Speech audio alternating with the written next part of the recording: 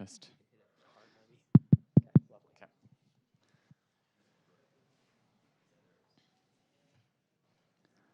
Good afternoon. Welcome to today's forum. My name is Arden Cook. I'm a student forum host at the Hinckley Institute of Politics. The Hinckley Institute of Politics is a nonpartisan institute at the University of Utah. The Hinckley forums seek to foster public discourse and civil debate on the most current and pressing issues, bringing local, national, and international thought leaders. Today's forum is presented in partnership with Better Utah Institute and the Utah Taxpayers Association. The Better Utah Institute is a nonpartisan nonprofit that educates Utahns on issues of public concern and increases civic engagement. They focus on civic engagement and good governance. The nonpartisan Utah Taxpayers Association has advocated lower taxes and sound tax policy since 1922. They represent thousands of businesses and individuals as an independent authority on state and local tax policy. If after today's panel, you want to learn more about the issues and perspectives discussed today, we encourage you to explore these groups, as well as the groups affiliated with our other panelists. We also want to express our thanks to Elizabeth Hutchings for her help in organizing this forum. Today's forum is titled, What's on Your Ballot? Constitutional Amendment A, Income Tax and Education. And we are excited to be joined by some great panelists who represent groups that have taken stances on this amendment that will appear on Utahns' ballots this November. Renée Pinkney is the president of Utah Education Association and social studies teacher. She was elected by her fellow educators in a statewide vote in early 2022 to serve a 3-year term as president of the 18,000-member Utah Education Association. Her term began July 15th, 2022. Ms. Pinkney has taught in Utah public schools since 1995. She served as UEA vice president from 2019 to 2022 and as a member of the UEA board of directors representing the Eastern Utah UniServe from 2016 to 2019. Billy Hesterman is the president of the Utah Taxpayers Association. Mr. Hesterman previously served as vice president of the Utah Taxpayers Association from 2014 to 2018. He has spent the last 6 years as lobbyist for Holland & Hart, focusing on lobbying, communication, and advocacy that yield strong results for clients across numerous industries at the Utah State Capitol. Prior to joining Holland & Hart, Mr. Hesterman was the vice president of the Utah Taxpayers Association, where his responsibility included communications, public relations, fundraising, and lobbying. He also covered Utah State's Capitol for 4 years at the Daily Herald in Provo, Utah. His beat at the Daily newspaper included the state legislature, the governor's office, the county commission, as well as the statewide and local elections. He started his career as a communications assistant in the Utah Senate. Mo Hickey is the executive director of Voices for Utah Children. He has spent years passionately developing early education opportunities in Summit County and deeply understands Utah's education system. As president and member of the Park City School Board, Mr. Hickey advocated for solutions that would better support students, teachers, and Park City's growing community. Served as the vice executive director of Voices for Utah Children since June 2019, Voices is a policy and advocacy organization that works on behalf of children across the state of Utah. They focus on education, early care, health care, immigrant family policy, and revenue and taxation. And finally, Kevin Greene is the Utah State Director for Americans for Prosperity.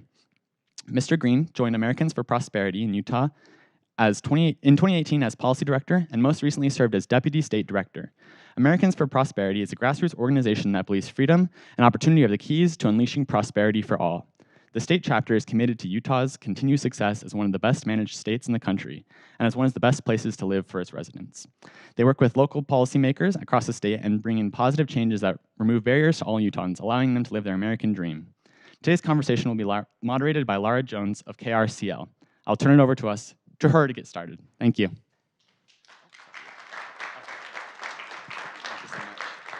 I thank you so much and for being here. I hope it wasn't just the pizza, that you are interested in politics. I'm guessing because we're in the House of Hinckley, you are. KRCL's been around since 1979, celebrating our 45th anniversary, started by a small group of anti-war protesters, civil rights agitators, and so forth, and keeping up that tradition here in 2024. So 90.9 stickers out there, please avail yourself. So we have, let's go left to right. We got Renee, we got Mo, we got Kevin, we got Billy. So you know who's who. But let's talk Amendment A. I've got a little summary here for you. First of all, clap if you know what Amendment A is. Okay? Clap if you're for Amendment A.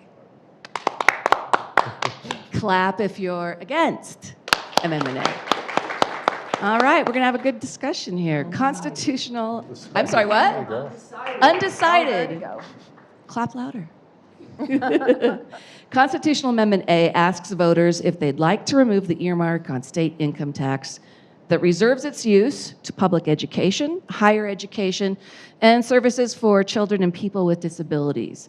So if voters approve the amendment to the Constitution lifting this earmark, state lawmakers are saying they'll eliminate the state, not saying, they will eliminate the state portion of the sales tax on food.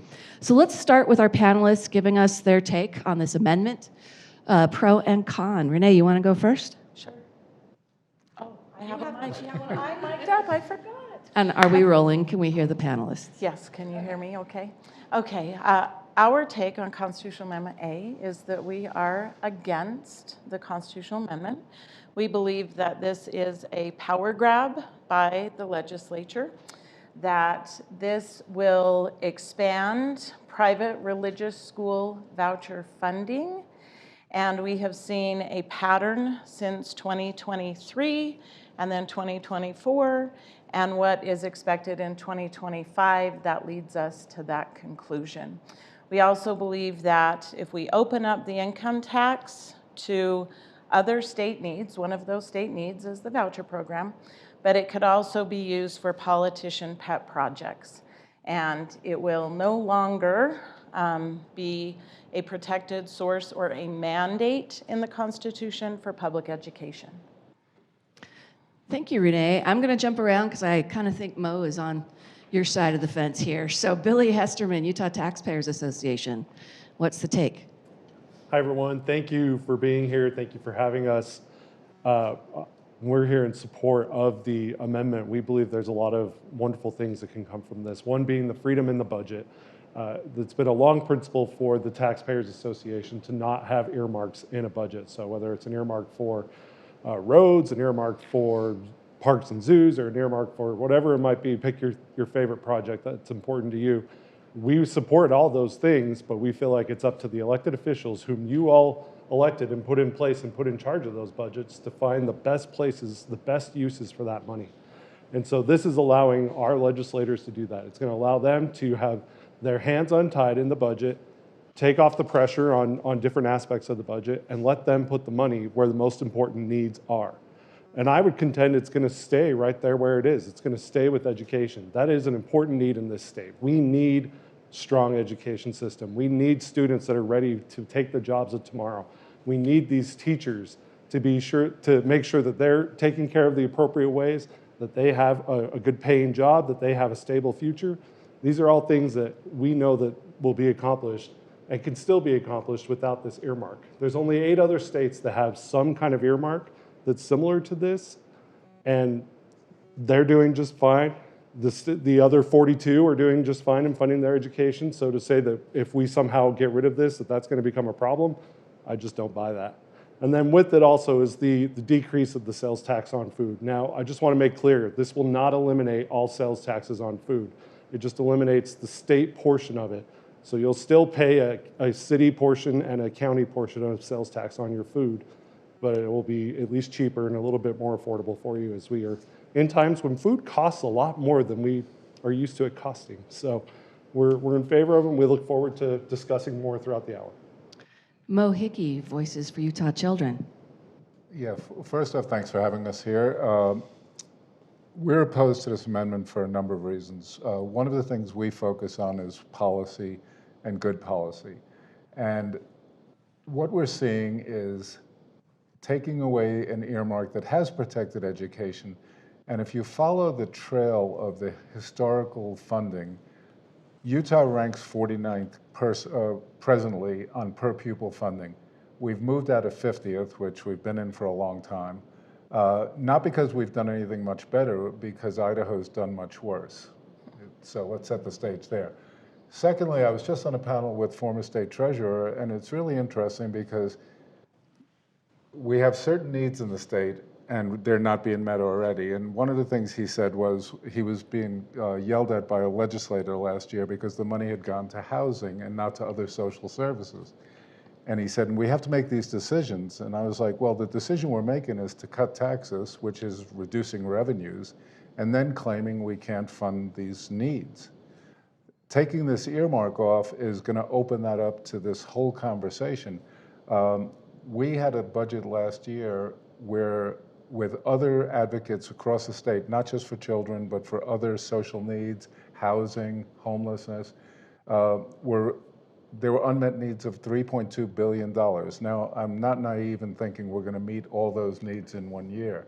But when you take a look at that amount of need in the state that's not being addressed, and saying we're going to open up this one source of funding for education and meet all these other needs, I guess my question is, if you trust them to do the right thing, then support the amendment.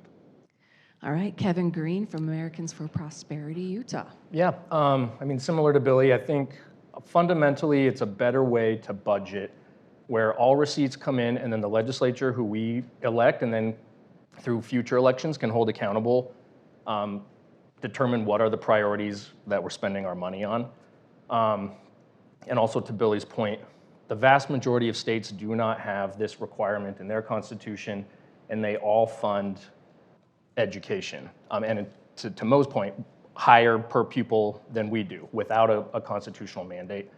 I also think it's important to note within the constitutional change, there is still a mandate to create a legislative or a structure to fund education, and then once all of those things are met, you can then use whatever is remaining in the budget for alternative sources. So I think education is still remaining protected. It is a thing that our state needs to invest in. I think year after year, they continue to increase funding for education, maintaining it as a priority for our state.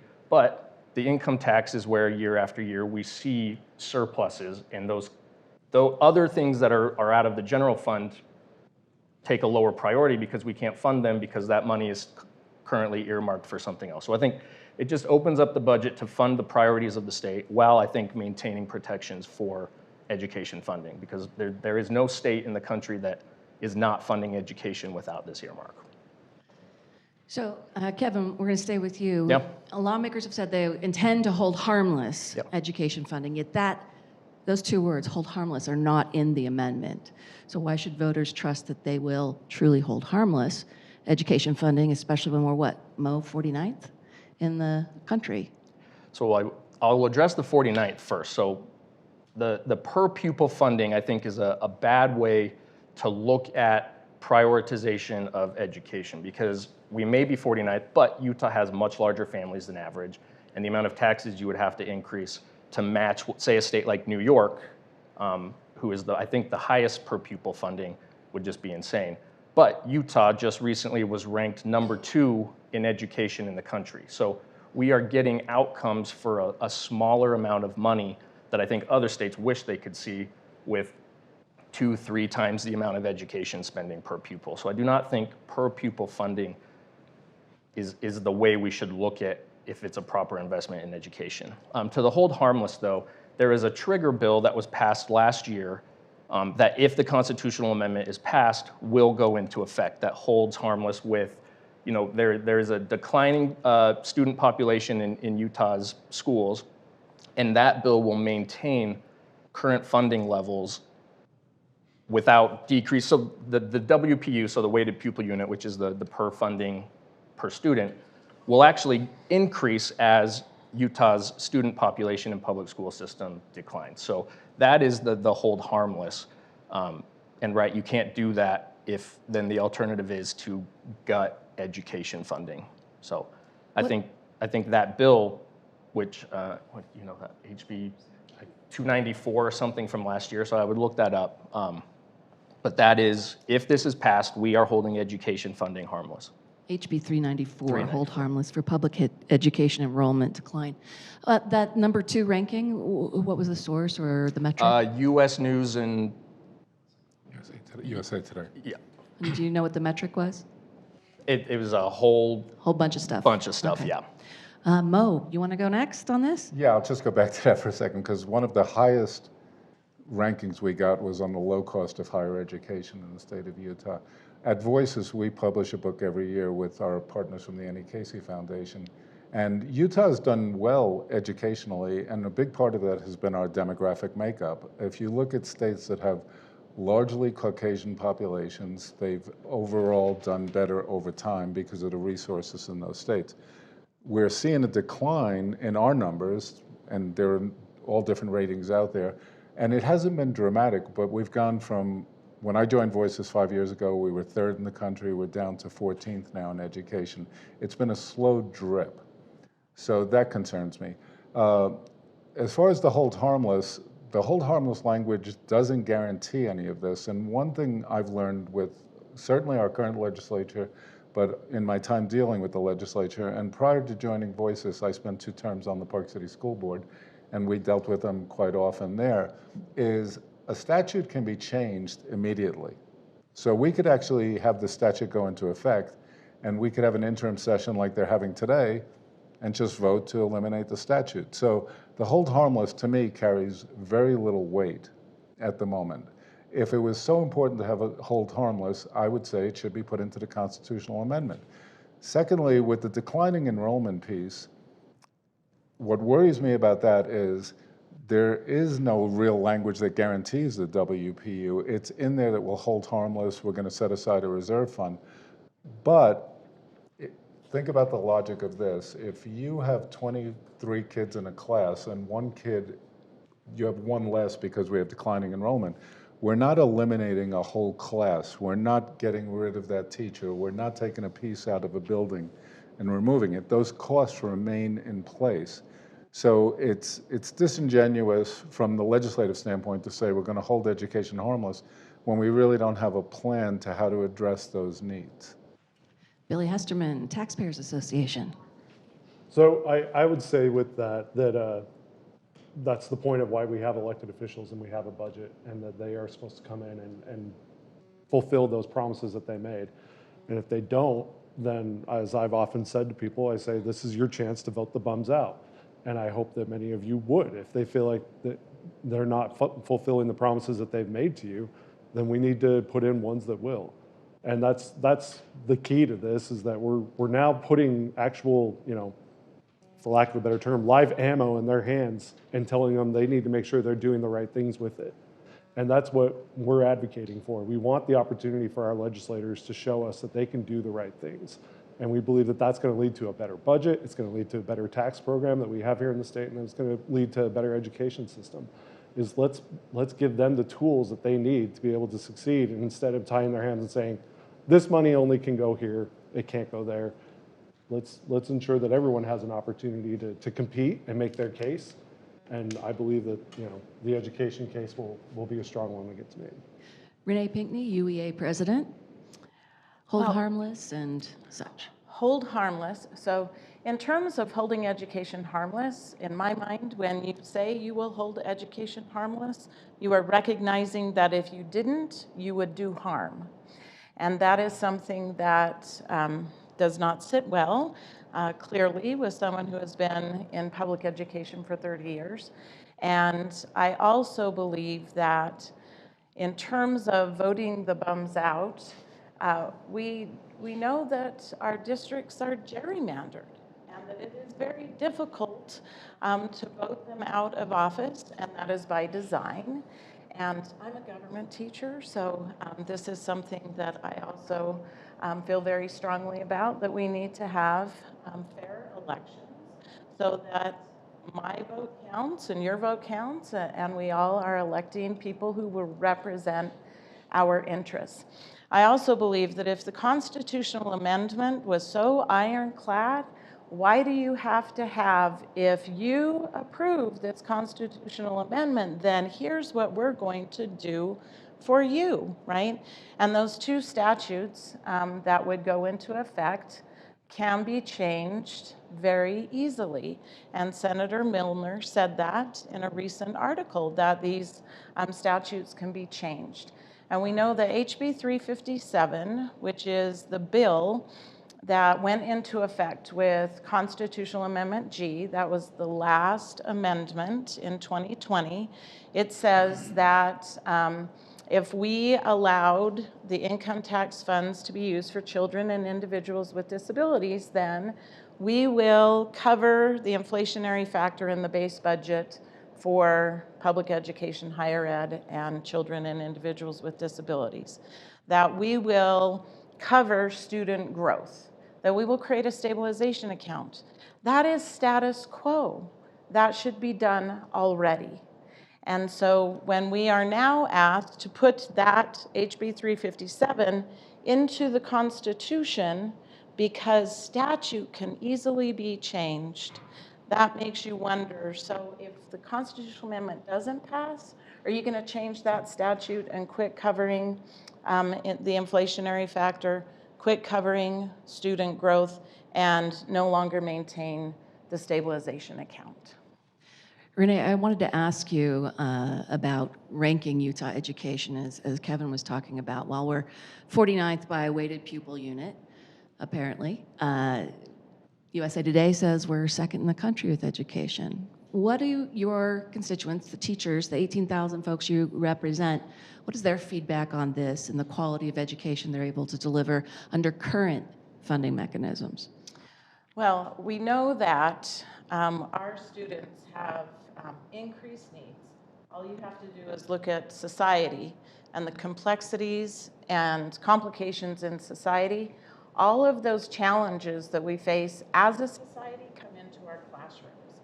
And we know that a global pandemic has had a huge impact on our students, and that the needs that we are seeing now, and we've heard all about, the mental health crisis, and I can personally attest to that. I was in the classroom, and the students need more one-on-one attention. Their needs are so great, and when you have a class of 32 kids, and you have kids in that class who might be experiencing homelessness, who might be experiencing food insecurity, who are wondering if their parents are going to get divorced or not, if there's a lot of, I want to say anxiety in their lives, they have a very difficult time learning, right? Or if they are experiencing suicidal ideation. And so when we are looking at these rankings, number one, it's very interesting when you go through the different ways the different metrics that are used in order to determine where we are as far as the country. But teachers are feeling the impacts, students are feeling the impacts.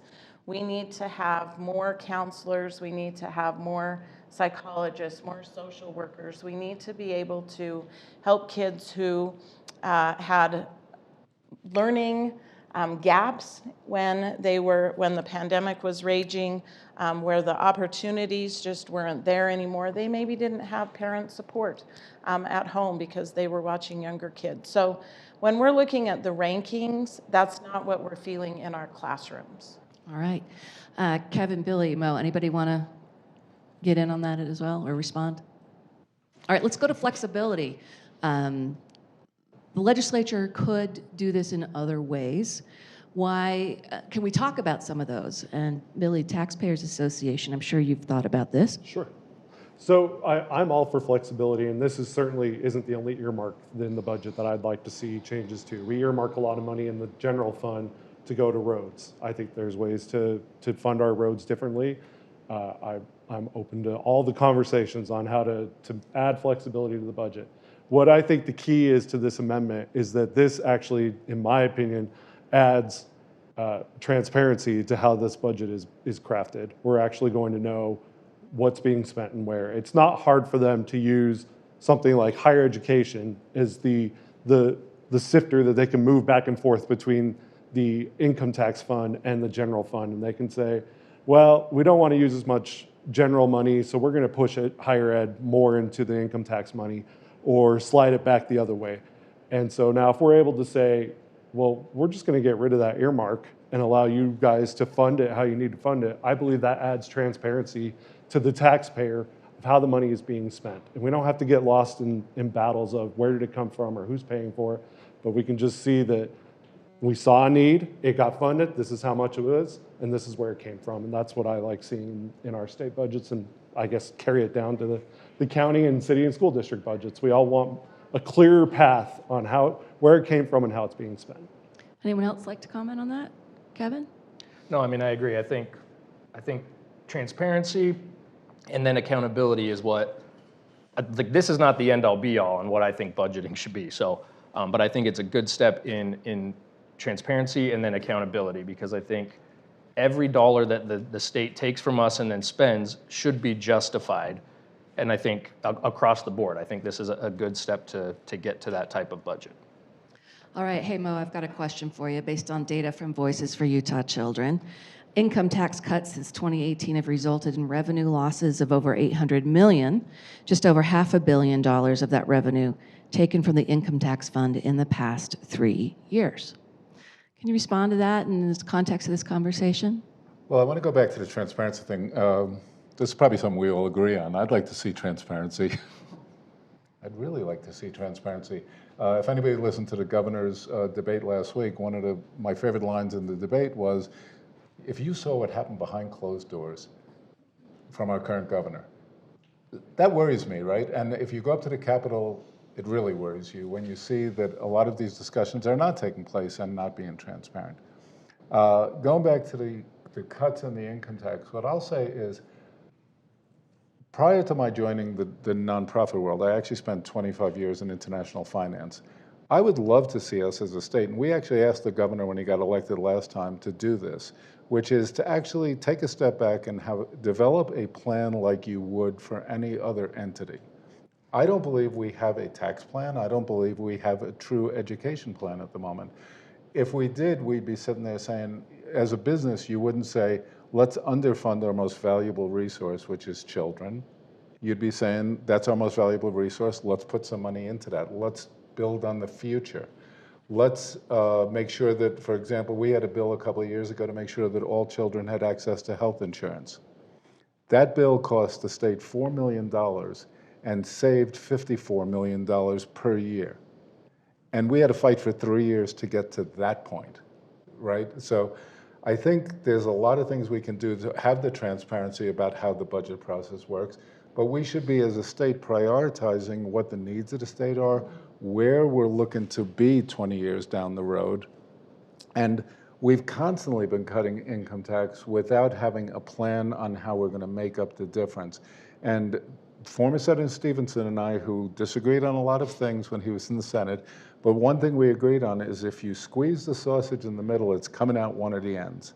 And that's what we're seeing right now. As you're cutting income tax consistently, yes, we may be putting more money into education right now, but we're losing on the other side. We're not providing the social services that Renee talked about. We're not meeting the needs of the students. Utah still has, we travel the whole state. We have one of the worst childcare systems in the country at the moment, which is not funded. We have 0 pre-K programs that are being funded really by the state. They're all funded at the local level. And we have the highest rate of teen suicide per capita still in the country. Those are the things we're hearing about. And we're not investing into those areas so that we can see the outcomes. And I would argue, it's not my report, it's the Hinckley report, is if you invest in pre-K, as an example, you get a $14 return on every dollar you invest in pre-K over the lifetime of that child. I would like to see us actually develop a plan that addresses the needs of the state first, and then look at what the budgetary needs are. And that's where I want to go for our final question before a question and answer from students and the general audience. And that is, wave your wand and tell us how you would fix education, whether it's this amendment or other ideas that you or your organization has. And I do want to mention, you mentioned Howard Stevenson, former leader of the Utah Taxpayers Association. So we'll start with Billy. Always good to have a mention of Howard. So I think I would start in the property tax system. I do think it's an unfair system that we have, that so much of the money that goes into education is dictated by what zip code children live in, and that I would look for a way to more equalize that funding between all the students across the state. There's no reason why a student living in Park City gets a better education than a student living in Tooele. I think that that's just disturbing as a resident of Utah. And it's only, I know the arguments made by those who say, well, we pay it, we live in Park City, we choose to live there, so we get the schools we want. But I also would say, but I think we can all benefit from the public good of having, our students across the state having that, that funding discrepancy between those two districts be made up. So I would look for, ways and avenues that we can really equalize that property tax payment so that it goes to students equally and not favoring the rich districts over the other. I would also look at ways that we could delve into, from the income tax side at the state legislature, that we really do look into the budgets, the budgets of the districts, and look for the fat. I know my wife's a school teacher. I have 3 kids in the Jordan School District. I know that it's lean. I know that there aren't a ton of things you can look at and cut, but there are things I do believe are out there in any government program. You can say, this is probably not reaching the mark of what we want it to do anymore. Let's reevaluate it. Let's see if there's a way to be innovative and disrupt what we've been doing in the past and see if we can find something better to use that money for. I think we need to be visionaries. We need to have goals of what we want to accomplish. And when we do that, I think we'll have a really great public education system here in Utah. Renée Pinkney, UEA President. Thank you. So we believe that every child, no matter their color, their background, who they are, or where they live, should attend a welcoming, safe, well-resourced classroom where their curiosity and creativity can come alive. So bottom line, we want all of our students and educators to have what they need when they need it so they can thrive. And that requires a fully funded public education system that is not competing with a voucher program. So as we have watched in 2023, House Bill 215, when it passed and created a voucher program, that was a power grab. They had a $40 million appropriation for that session from the income tax fund. In January 2024, they asked for another $150 million to expand the voucher program that had not started yet. Now, they didn't get $150 million, they received $42.5. So going into this school year, $82.5 million was allocated for the voucher program. And we understand one of the primary lobbyists who lobbied for that voucher program is going to ask for a $200 million expansion of the voucher program for unaccountable private religious vouchers for anyone who wants them. And it will no longer be based, according to this lobbyist, it will no longer be based on low income. It will be for anyone, any socioeconomic status, right? So that to us signals that when you open up the income tax fund, you now have another state need that has to be funded, and that would be, conflict with funding public education. And so when we're talking about education, and we just use that statement, and our legislators say that education is their top priority, I want to ask which one? The private religious school voucher program or public education?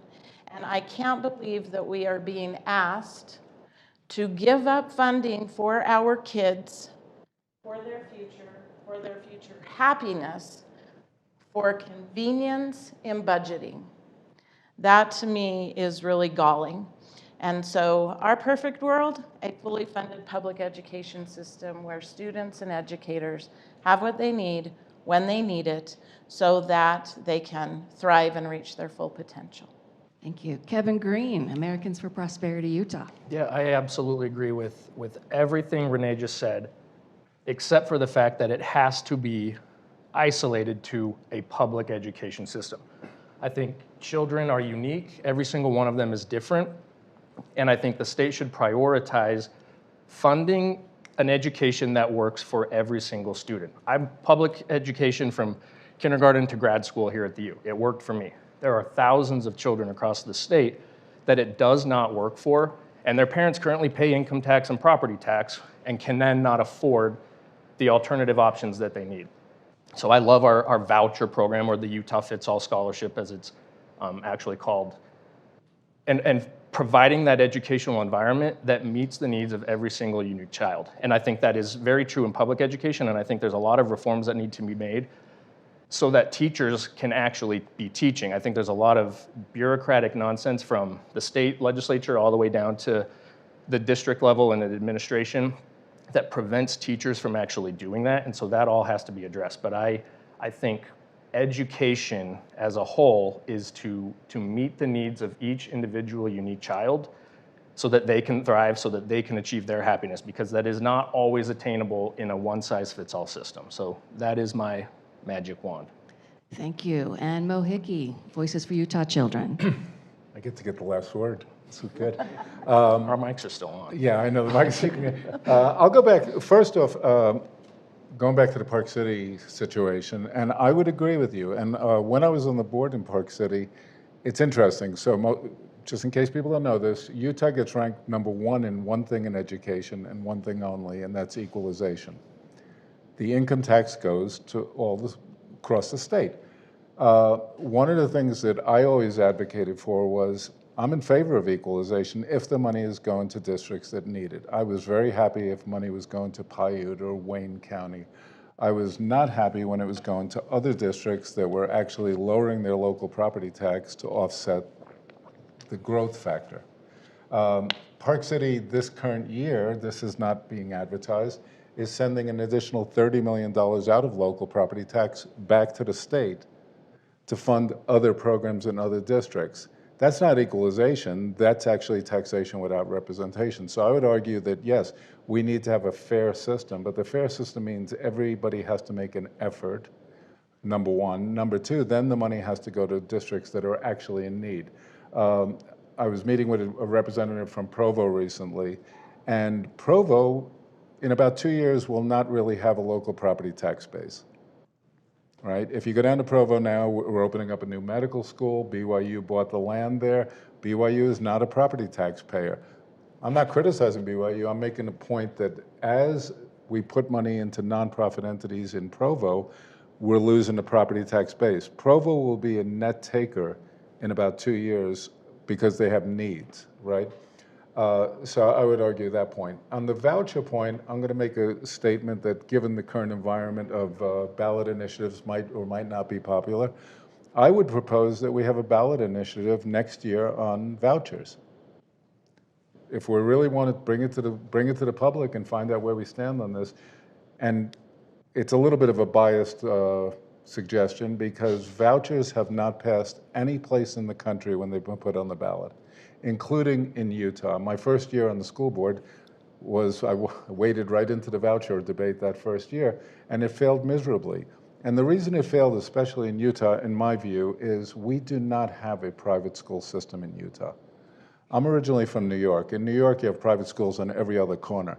In Utah, we have 700,000 children 2 years ago in K-12 age group. Out of that 790,000, less than 10,000 went to private schools in Utah. Parents have made a choice. The community has made a choice. The current vouchers are going directly to, and the report was starting to come out yesterday, even though we're not going to get an audit for 2 years.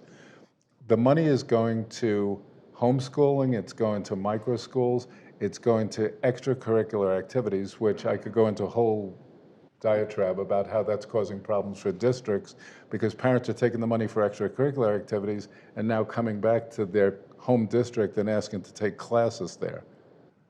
So I think we need to, I'll finish on this. What needs to be done in education, we need to raise the income tax, increase the funding for education, including higher education, and meet the social services needs of our state.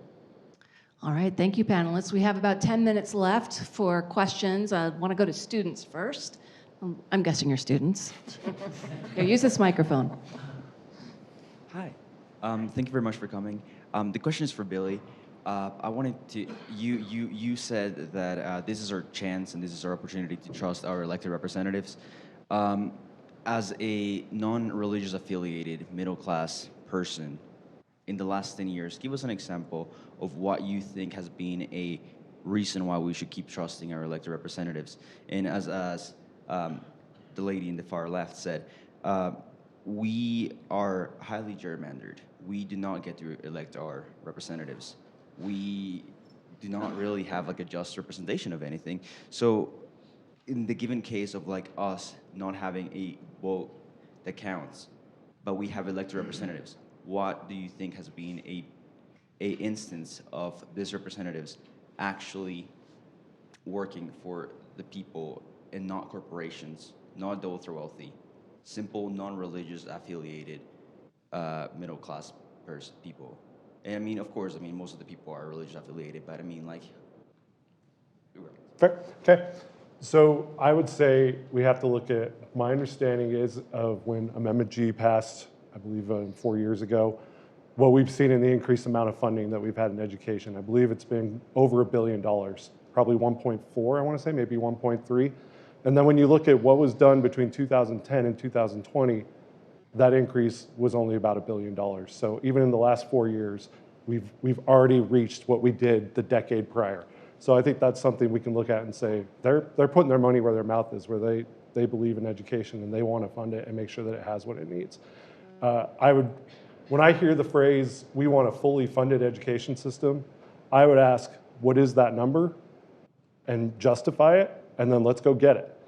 I have yet to hear any government program, this is not just a hit on education, but any government program stand up and say, we've got enough, we've reached it, we have accomplished what the goals were, and we don't need any more. You take it and go use it somewhere else. That's just not what happens in government funding, and that's okay. That's part of how the system works. So I would like to, hear what that number is, what the target is. Let's figure that out and let's get there. But we never get that number given to us. And then finally, as far as the representation, I understand what this is a supermajority state. I'm not blind to that. I'm not blind to the fact that we do have voices that feel unseen and people that think that they're not heard. And I respect that, and I think that that's a legitimate concern. But I also would argue that then we need groups to be involved. We need you to stand up and make your voice heard, whatever that might be. And it takes time. It took time for a supermajority to be built. It's going to take time to tear something like that down if that's what the people want to have happen. And so I would encourage everyone in this room to not give up, not have apathy. That's the worst thing I think we can have in our government system, is people being apathetic to what's happening at the state capitol. It's easy for us to forget about it. We care about what happens in DC. We care about maybe what's happening at City Hall. But I bet if you went and asked 10 people, who is your state legislator? I'm almost willing to bet 9 out of 10, if not 10 out of 10, couldn't tell you what their name is. So we need people to care, and we need more people to not be apathetic about what's happening at the Capitol, and I think that'll improve a lot of the ability for us to vote the bums out, as I like to say. Hi, I'm Ben. I'm a political science student here at the U. You have openly said that the point of the amendment is to allow the legislature to free up the budget to use it for their other priorities. That implies that they want to take that money away from education itself. Now, where do they want that intent to go? Where are their priorities? From what it seems like over the past few years, they want to do more when it comes to school vouchers. How do you justify that to Utah voters when it clearly looks like this is a method to circumnavigate the question of whether school vouchers should be a thing in Utah?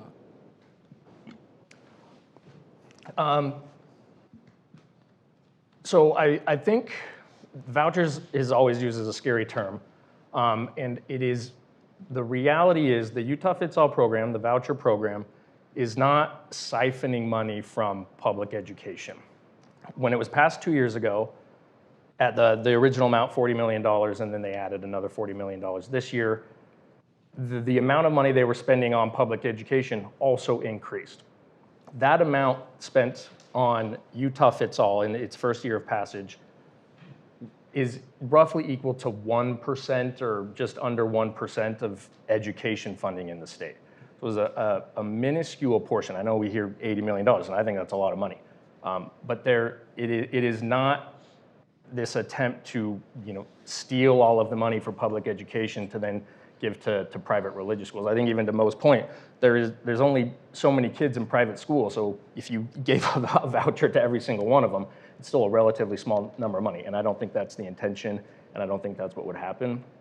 So I think it's a scare tactic to say we're going to go all private vouchers and we're gutting public ed when the amount of money on public education is increasing year after year after year, while this alternative is also being provided to now 10,000 students who needed it. And there was 30,000 students who applied in the first year, so more than half did not receive a scholarship.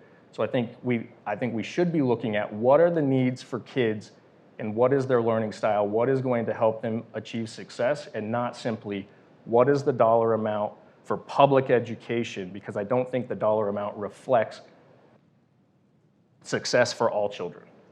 Mo Hickey, quick response. Yeah, I'd like to just, on the voucher and being a scare tactic, I think we have to go back and understand the history of vouchers in the United States. And I think that it gets too often overlooked. Vouchers started in 1958. The first attempt at vouchers in the United States was 1958 in Virginia. And it was in response to Brown versus Board of Education. The state of Virginia decided they were the last state that was going to have to integrate their schools. They decided to close every public school in Prince Harris County, the largest district in the state of Virginia. And they closed every public school for 4 years so that black students could not attend schools. They then started giving vouchers to Christian schools in Virginia. Arkansas thought it was such a good idea, and I'm naming states I personally do not want to live in. Arkansas decided it was such a good idea that they would close the whole state for 4 years, and they closed their whole public education system for 4 years. So the history of vouchers, number one, is tainted. The other thing I would say is we're hearing, and again, it's anecdotally, and I don't want to just focus on the anecdotes we're hearing. That's why we're asking for an annual audit if we're going to have a voucher program. Let's have an annual audit of that program and find out where the money's going. But if you look at the breakdown of where people have been given vouchers and what they're currently reporting to when the Trib was interviewing people, they're spending it on dance classes, they're spending it on trips to the zoo. It's not us, this is what's being reported. I'm really concerned that we're not looking at it as a program, and we're bringing a speaker from Michigan State University in November. One of the things that he's calling for, and which I would agree on, is the state has to report their testing results for all public schools. Private schools generally report because they want to attract students. Let's make all the vouchers, the students that are receiving vouchers have to report test scores equally. And then we'll see if the program's actually working. All right, we've got 3 more questions. I know some of you need to leave. First, an online comment, because we are streaming it. Then we're going to go to the young woman in the white sweater, and then here. Okay. The online question states, I remember a few years ago when there was public backlash to a tax reform bill that would have raised the grocery tax on Utahns. Is this effort at all related to the experience?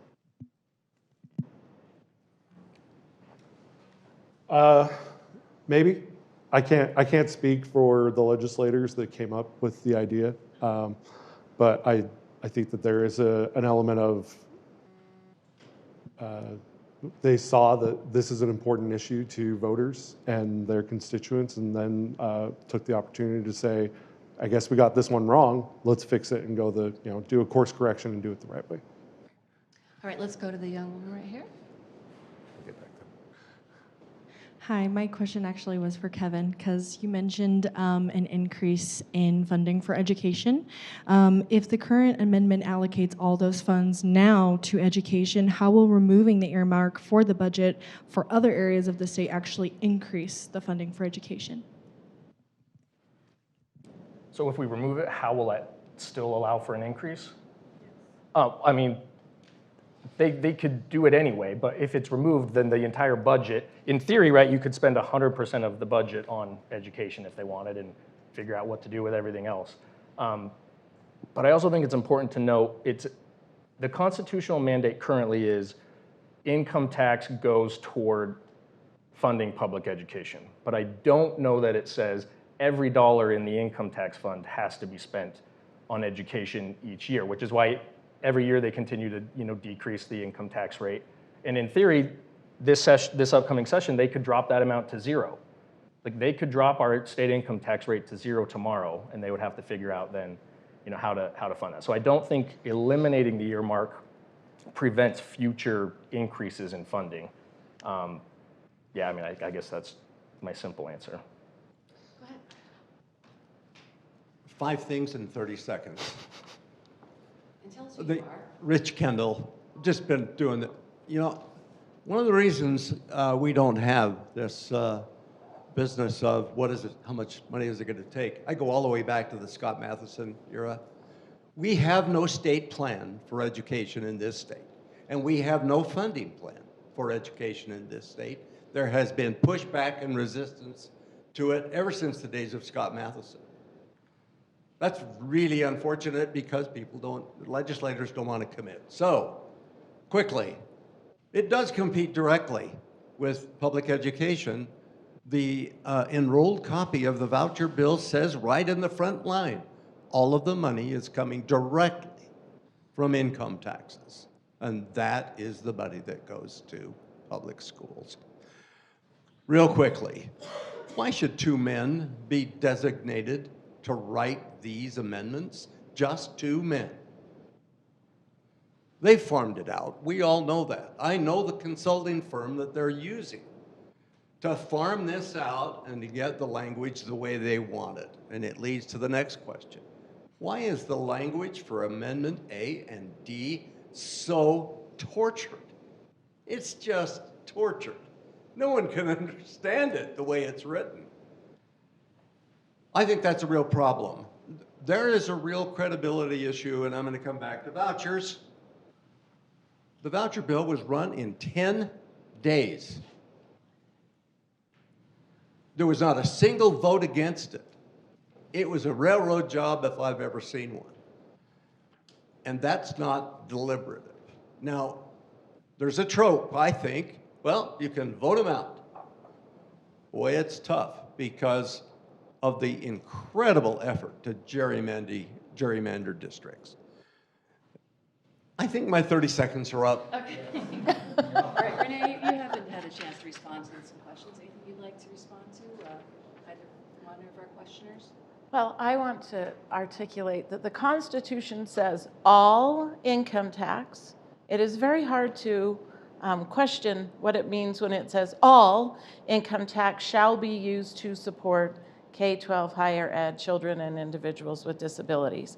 And when they tell me that they have a surplus and that they need to lower the income tax rate, I think, how on earth can you have a surplus when all income tax shall be used, right? So we have a great revenue source. We have a problem with distribution. And that goes right back to political will. And if there was a political will to fund public education at the levels that are necessary for all of our kids and our educators to succeed, then that would happen, right? Because there was a political will to get a voucher bill through in 10 days. Yeah, it was made public on January 16th. January 28th, it was signed into law. It was very anti-democratic. And in my mind, my view, a power grab. And that's what we're seeing. All right, we started by asking folks if you'd heard about Amendment A, and now you all have. So clap if you're for Amendment A, meaning you support the amendment. Clap if you're against the amendment.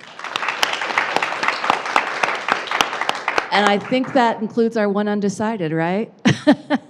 Well, I want to say thank you to all of our panelists and for you being here and getting educated on what's going to be on your ballot. And thank you for being here. Have a great day. Thank you, guys. Thank you. Yeah, thank you.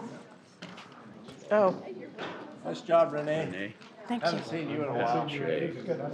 I helped UEA on each of the other bills. Oh, I like to set up a telephone call with you. okay.